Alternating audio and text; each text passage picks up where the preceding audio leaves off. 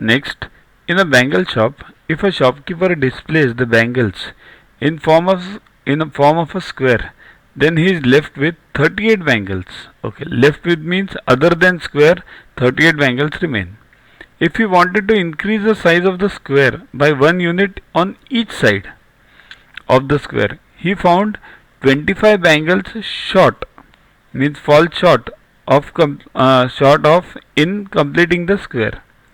So the actual number of bangles which he had in the shop was, means he first arranged them in a square where he found 38 bangles extra.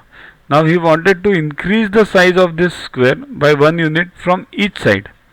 So what happened? Then he found 25 bangles less.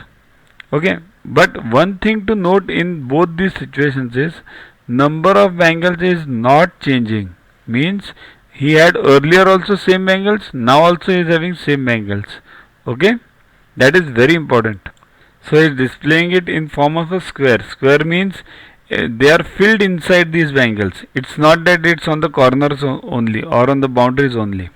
So area is what? X square plus 38. This is the number of bangles in condition 1.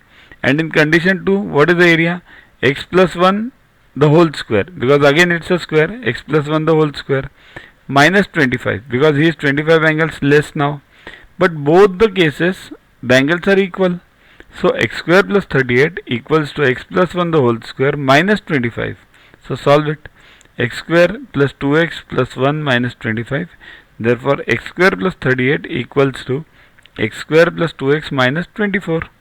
So solve this now. X square gone. What remains? 2x equals to 24 on the other side, 62.